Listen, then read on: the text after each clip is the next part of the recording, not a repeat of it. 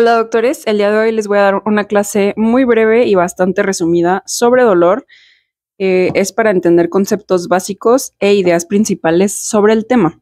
Yo soy Violeta Tejada, residente de tercer año en anestesiología y les voy a dar esta clase. El primer concepto que hubo, que fue en 1979, lo resumía una experiencia sensorial y emocional asociada con daño tisular, verdadero o potencial o descrito en términos de dicho daño. Esta última frase excluía a bebés y ancianos porque significaba que tenían que verbalizarlo, o sea, que el sujeto que estuviera sintiendo la sensación pudiera verbalizarlo y pues claro que esto nos excluía a bebés, ancianos con algún tipo de demencia o algún paciente que tuviera alguna discapacidad para comunicarse. Es por esto que en el 2020 se realizó otro consenso con expertos también en dolor en donde se redefinió este concepto y a pesar de que no cambia mucho y quedó igual como una experiencia sensorial y emocional desagradable, asociada o similar a la que se asociaría con daño tisular, verdadero o potencial.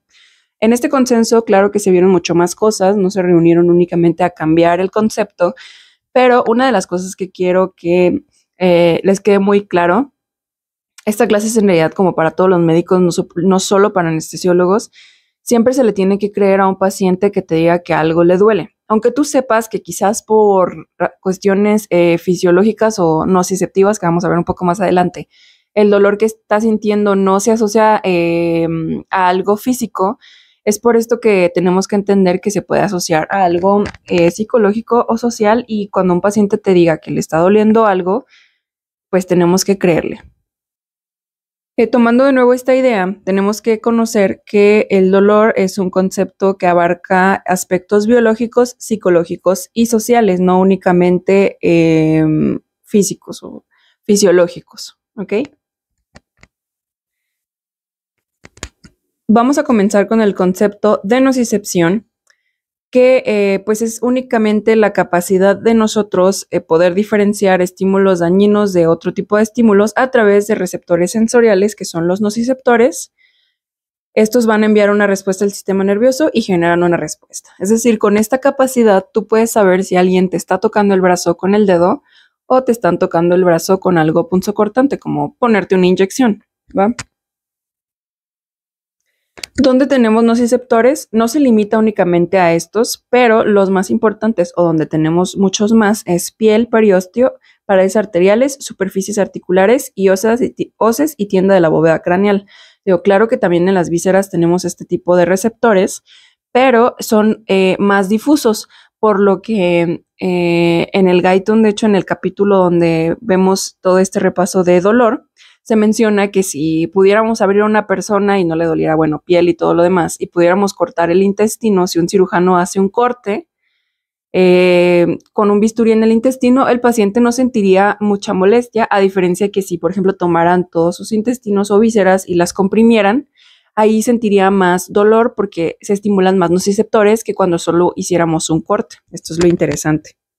Un aspecto importante que vamos a comprender a lo largo de esta clase es que el dolor y la nocicepción son cosas distintas. Como ya les mencionaba al principio, el dolor abarca aspectos de percepción y cómo nosotros asociamos el dolor con experiencias que hemos tenido previas. Aquí es donde entra todo lo psicológico y social e incluso en algunas cosas genéticas. ¿Sí? Y la nocicepción únicamente pues es la vía como de manera física, corporal, fisiológica, con la que percibimos estímulos dañinos, pero el dolor como concepto, como tal, les digo, es algo más de percepción y experiencias que ha tenido la persona. Un ejemplo que yo siempre les pongo cuando doy esta clase o le explico a alguien el dolor es que, por ejemplo, en una cirugía de mastectomía por alguna paciente que tenga cáncer de mama, usualmente cuando les ponemos bloqueo neuroaxial y no las intubamos, vaya, les ponemos, claro, también algún tipo de sedación, pero las pacientes usualmente están muy incómodas durante el procedimiento. No quiero generalizar, pero en la mayoría, ¿ok? Y es claro que entran muy ansiosas, con mucha ansiedad, con depresión, porque a las pacientes no les va a doler tal cual la cirugía. Bueno, sí les va a doler, pero a lo que voy es que Lo que les va a doler desde antes y después es el hecho de que ellas piensan que cuando se vean en el espejo ya no se van a ver igual, que quizás su esposo las puede dejar porque no las vea del mismo modo que antes, que sus hijos no la están apoyando y todos los procesos quizás que tuvo que pasar terapéuticos y administrativos para llegar ya a la conclusión y al hecho de estar ahí en quirófano para que se le haga una mastectomía. Entonces abarca mucho más cosas que el simple hecho del bisturí cortándole una mama. ¿Ok? En esta clase les voy a dar muy breve, como les mencionaba, también cosas fisiológicas y anatómicas sobre el dolor, únicamente para recordar. Si quieren tener más a fondo el conocimiento, pueden leer el capítulo del Guyton. Esta es una imagen tomada del libro. Y bueno, en esta diapositiva quiero que recordemos, bueno, que existe el estímulo de los nociceptores, que son terminales nerviosas libres y conducen el estímulo hasta el asta dorsal de la médula, ¿ok? Pero antes de todo eso, quiero que recuerden que existen fibras de dolor rápido y dolor lento, ¿sí? Las A delta, dolor rápido, y las tipo C, dolor lento, que se les llama así por la velocidad de conducción del estímulo y más o menos también por el tipo de sensación que nosotros sentimos al estimular las diferentes fibras. Ok, entonces se estimulan las terminales nerviosas y se conducen hasta el asta dorsal de la médula, ¿ok? Las A delta son más rápidas, las C más lentas. De ahí les explica en el capítulo de Guyton que estas fibras cruzan y dan vuelta, dan un giro para subir por la médula espinal. Estas fibras llegan directamente al tálamo, la mayoría llegan justo al tálamo y de ahí en neuronas de tercer orden, o sea, las terceras, en conectarse en esta vía, van ahí a la corteza cerebral. Pero bueno, pocas palabras, se estimula la terminal nerviosa, se dividen en tipo A delta y C. Estas llegan al asta dorsal, es decir, por la parte posterior, cruzan hacia la parte anterior y suben hacia el tálamo por el tallo cerebral. ¿Ok? Bueno, a continuación, quiero que comprendan muy bien estas 4 fases del dolor, de la vía del dolor, porque cuando comprendemos todas estas fases, sabemos perfectamente qué medicamento analgésico va a actuar en qué momento de estas 4 fases, y así todo médico receta analgésicos o tiene pacientes con dolor en algún momento, vamos a saber cuáles medicamentos sí podemos administrar sin repetir en dónde actúan para mejoría del paciente, ¿ok? Comenzando entonces con la transducción. La transducción ocurre cuando, por ejemplo, sufrimos alguna herida, una cortada o algo en la piel y las células del tejido liberan histamina, bradicinina, sustancia P, prostaglandinas, etc. Y estas sustancias estimulan a la terminal nerviosa libre, que son los nociceptores, ¿ok? Recordamos que estos son nociceptores. Estos nociceptores tienen estos receptores para cada una de las sustancias que acabo de mencionar. Entonces reciben esas sustancias y estimulan a la terminal nerviosa para comenzar el impulso eléctrico, ¿ok? Que continuaría con la transmisión. Como ya les comentaba al principio, la transmisión ocurre a través de fibras A delta y fibras tipo C hasta el asta dorsal para llegar a neuronas de segundo orden. O sea, las primeritas neuronas son estas, las de la transmisión, y las que llegan al asta dorsal, aquí están las neuronas de segundo orden, suben, y las del tálamo son las de tercer orden. ¿Ok? El tercer paso sería la modulación. Hace muchos años se descubrió que teníamos receptores para opioides endógenos, es decir, que teníamos esos receptores para los opioides, pero con sustancias que producimos nosotros, y se comenzó una investigación para saber por qué existían estos receptores, y bueno, se concluyó que hay un sistema de modulación del dolor endógeno en donde se produce el estímulo y un grupo de neuronas en diferentes partes del sistema nervioso central atenúan un poco la conducción de este estímulo. Y ustedes se preguntarán, bueno, si el dolor es un mecanismo de protección muy antiguo que tenemos para retirarnos de algún estímulo que nos esté haciendo daño, ¿por qué el cuerpo quisiera modularlo? O sea, ¿para qué haría eso el cuerpo? O sea, ¿por qué queremos atenuar el dolor si todavía no se está resolviendo el daño tisular? Esto ocurre también a manera de supervivencia y se comprobó hace muchos años en la Segunda Guerra Mundial, en donde si algún soldado sufría algún accidente o algún ataque y le amputaban algún miembro, en ese momento no tenían mucho dolor y podían huir o lograr llegar a algún campamento de donde hubiera médicos y enfermeras para ayudarlos. Entonces, si pensamos, por ejemplo, si te amputaran un brazo y no tuviéramos este sistema de modulación, pues tú te estarías retorciendo del dolor en el piso y no alcanzarías a llegar a algún lugar en donde estés a salvo o donde alguien te pueda ayudar. Es por esto que se cree que existe este sistema de modulación. También, pues hace muchos años recordamos que había animales y muchas especies que nos podían hacer daño, entonces quizás nos hacían alguna herida, pero podíamos correr a algún lugar seguro y pues así sobrevivir a no terminar muriendo por ese ataque. ¿Okay? Es por eso que surgió la duda sobre por qué existía este sistema de modulación. Las principales sustancias de este sistema de modulación, son las encefalinas, endorfinas y las ginorfinas, además de los transmisores que son serotonina y noradrenalina. ¿Okay? Y por último tenemos la percepción, que es del tálamo hacia la corteza por neuronas de tercer orden, en donde ya tal cual percibimos, localizamos y adherimos las emociones al dolor, que es el ejemplo que ya les comentaba antes sobre, por ejemplo, una mastectomía. Recordemos que la corteza es la parte más nueva del cerebro, entonces es un sistema un poco más nuevo que el que llega hasta el tálamo, ¿ok? Ahora sí, les quiero hablar un poquito sobre la analgesia y cómo es que cada medicamento actúa en cada una de estas 4 fases.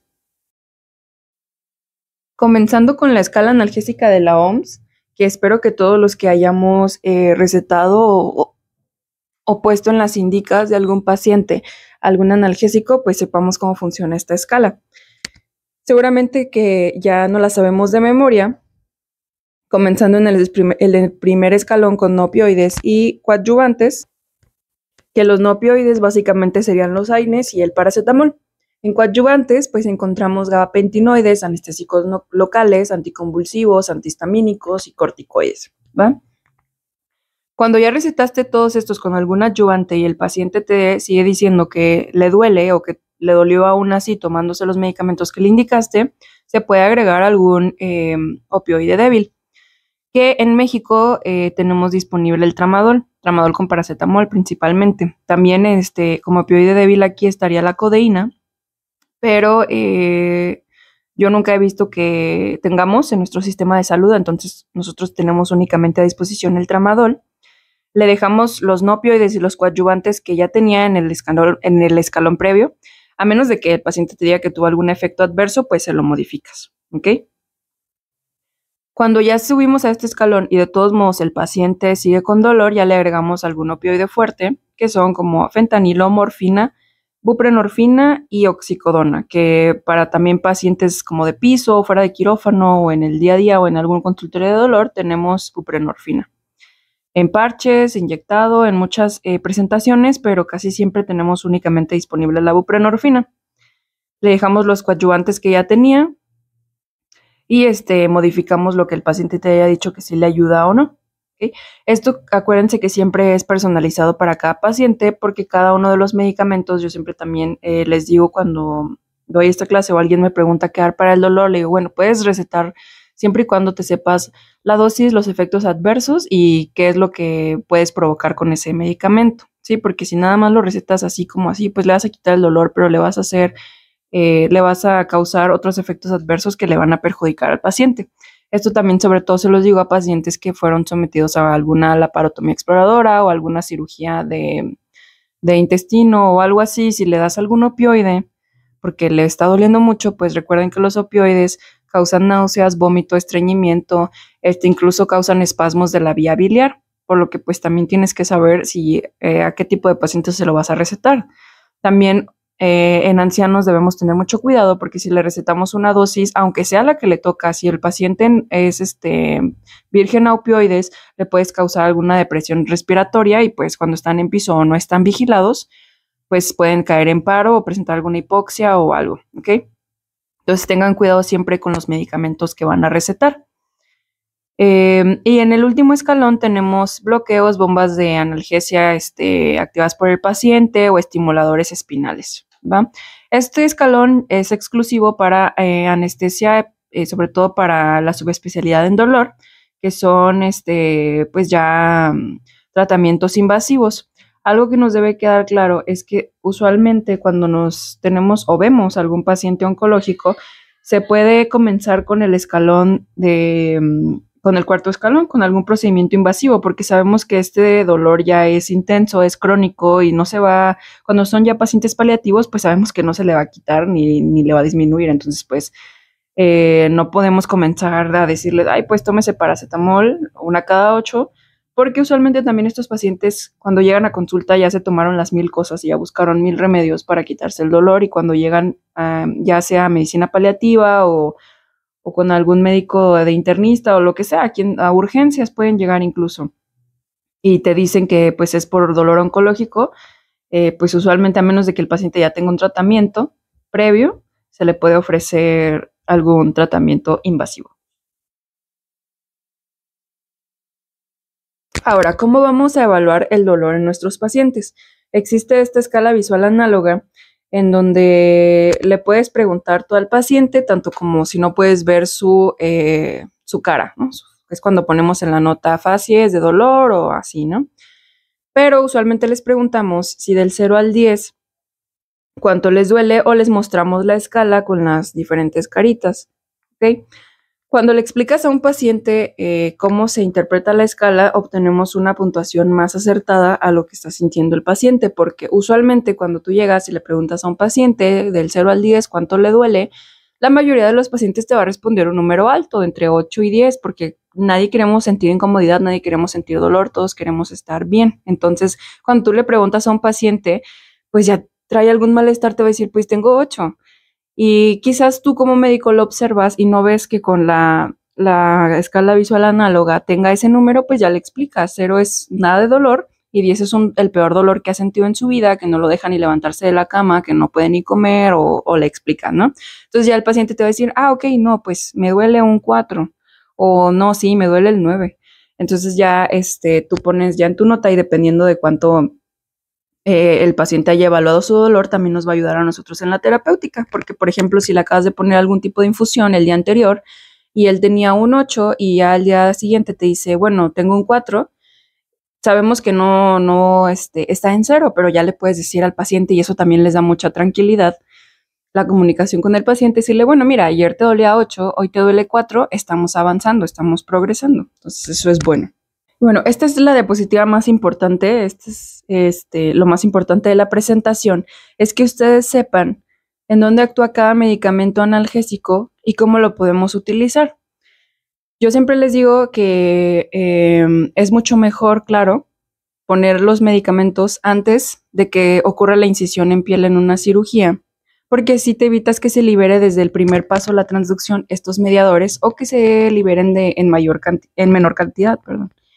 Entonces, usualmente yo les dejo, cuando tengo que dejar indicaciones de anestesio, que consigan paracetamol IV, 1 gramo, se lo pasen una media hora antes de que el paciente pase a quirófano. Y recientemente hay ensayos clínicos aleatorizados en donde se ha visto que si les damos una dosis de 300 miligramos de gabapentina, el paciente presenta mucho menor ansiedad y requiere menos medicamento anestésico en el transoperatorio. Porque de aquí surge la creencia de que si estás nervioso, la anestesia no te va a hacer, o sea, que no te van a anestesiar. Y pues obviamente es falso. Sí vas a lograr llegar a un plano anestésico, pero vas a consumir mucho más medicamento, ¿sí?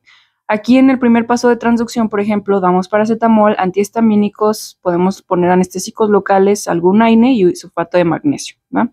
Para la transmisión es usualmente donde nosotros como anestesiólogos pues ejercemos nuestro tratamiento, ¿no? Que son los anestésicos locales en la anestesia neuroaxial, es decir, los bloqueos. También se pueden dar anticonvulsivos y los gabapentinoides.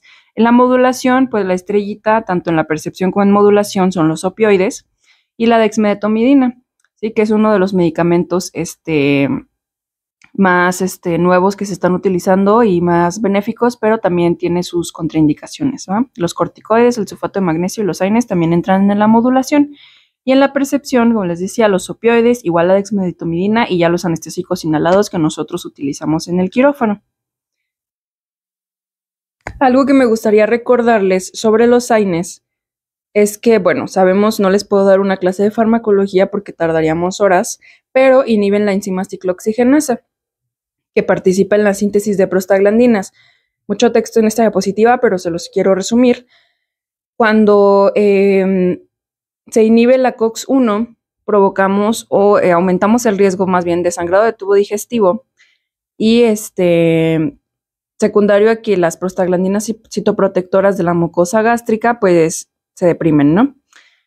Y la COX-2 tiene como efecto secundario aumento de la TA y con esto aumento de riesgo tromboembólico y riesgo cardiovascular. Esto es súper importante porque muchos años también se creía o todavía se tiene la creencia por algunos médicos que los selectivos de la COX-2 como el celecoxib, parecoxib son lo máximo, son o lo mejor que puedes utilizar y si bien no inhiben la COX-2 y no provocan sangrado de tubo digestivo, sí nos pueden causar un riesgo tromboembólico y un riesgo cardiovascular.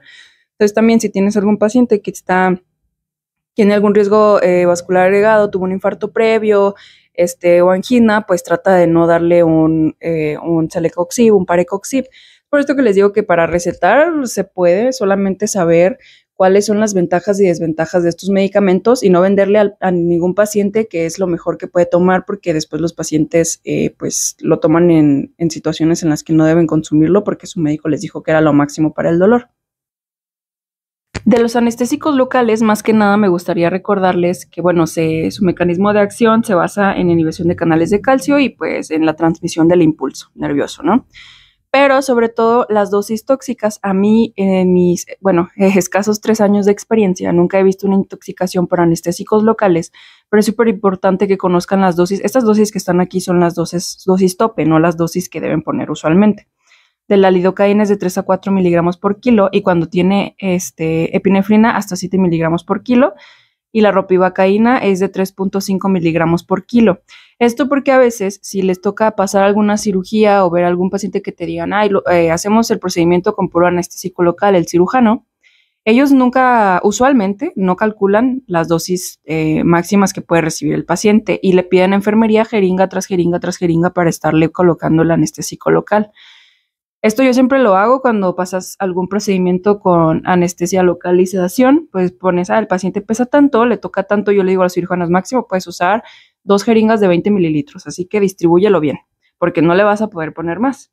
Que a veces me dicen, oye, pues otra jeringa, y yo, no, ya no le puedes poner más. Y esto, muy importante, se va sumando a todas las vías, es decir, si tú le pusiste medicamento IV y ellos le están poniendo subcutáneo, y luego le están poniendo en la herida y luego tú le pusiste anestésico en el bloqueo, lo tienes que sumar. No significa que por cada vía es distinta la dosis.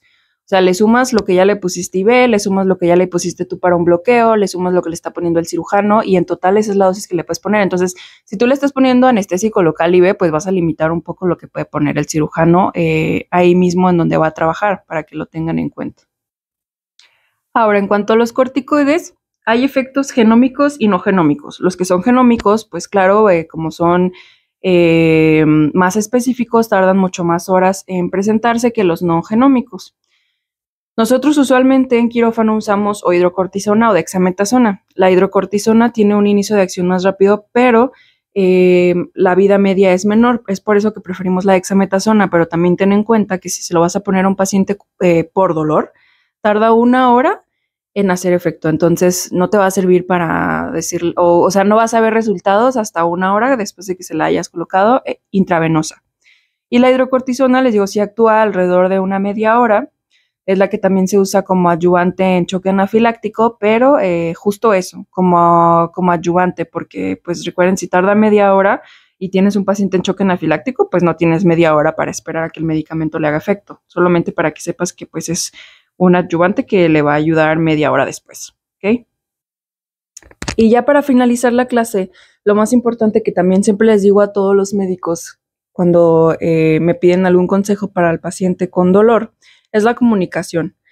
Siempre informar al paciente va a ser nuestra mejor estrategia. Yo sé que suena muy repetitivo, seguramente se los han dicho muchas veces, pero es real. Y aquí les puse un ensayo clínico aleatorizado de 300 pacientes, doble ciego. Este es un estudio de la India. La cantidad de pacientes es poca. So, 300 pacientes no es mucho para un ensayo clínico, pero lo que se descubrió es que ellos dividieron estos pacientes entre 150 a un grupo al que se le iba a dar la información como lo hacemos usualmente, de pasillo. Es decir, 5 minutos que le dices, ay, le van a poner anestesia general, lo vamos a operar porque pues, tiene apendicitis y ahorita lo pasamos en 10 minutos al quirófano. Y al otro grupo se le hizo una explicación en una habitación, bueno, creo que esto es para cirugías programadas, en esta fue para cirugía electiva de tórax, pero podemos aprender de este tipo de ensayos.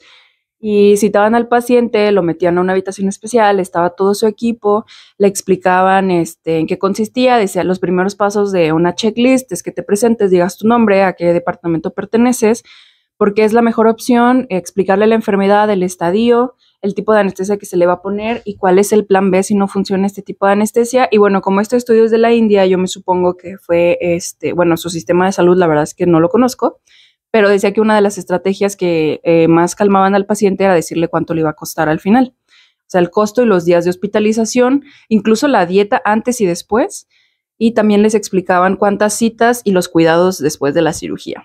Hicieron esta intervención y los pacientes requerían menos medicamento anestésico y disminuían muchísimo su ansiedad.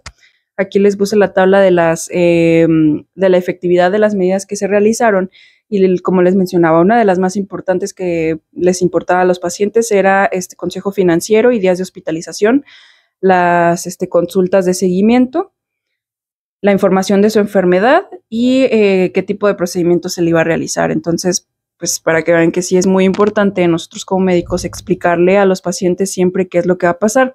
Yo siempre trato, yo sé que a veces no se puede, que si estás de guardia, que si estás cansado como residente, pues reconozco que yo no siempre lo hacía porque había días en los que estaba muy cansada y no sé. Pero tú cuando puedas, tengas la energía y la verdad es que siempre deberíamos hacerlo por el paciente o quizás ya cuando salgas, yo sí les explicaba, oiga, o les preguntaba, ¿ya le explicaron en qué consiste su cirugía? Y me decían, no, pues es que no entiendo bien. Y yo les decía, bueno, mire, yo no soy la cirujana, yo no la voy a operar, yo soy la anestesióloga, pero el procedimiento consiste en tal, suele durar tales horas, pero se puede prolongar o puede ser más rápido, la anestesia va a ser tal, la posición va a ser tal, porque incluso ustedes van a ver que hay pacientes que hasta se asustan si, por ejemplo, la anestesia neuroaxial se las ponen sentado o acostado, porque muchas veces yo les decía de que no, pues acuéstese y hágase bolita para ponerle el bloqueo. Me decían, oye, pero es que ¿por qué? La vez pasada que me operaron me sentaron, porque está cambiando, ya se empiezan a estresar, entonces ya yo le digo, pues si prefiere estar sentado, se siente más cómodo, lo siento. Sí se puede, claro, porque también tiene que ayudarte a ti la posición como anestesiólogo. Pero el hecho de explicarles todo, hay pacientes incluso que creen que los van a operar ahí en el área de recuperación, que yo empezaba a explicarles la anestesia y me decían, pero ya me van a operar aquí ahorita enfrente de todos y yo no, lo vamos a pasar a quirófano. Entonces hay cosas que parecen muy bobas o muy obvias, pero porque tú ya has estado en el hospital muchos años como médico y ellos no tienen ni idea. Si es la primera vez que pisan un hospital y que los van a operar por primera vez, no tienen ni idea de cómo se ve un quirófano, no tienen ni idea de en qué consiste todo el procedimiento, si quién va a estar ahí, si puede pasar un familiar. Y a veces hacen preguntas así que tú dices, pues no manches, ¿cómo va a poder pasar un familiar al quirófano? Pero es que ellos no lo entienden. Entonces siempre hay que ser empáticos y tratar de explicarle todo al paciente, ¿va?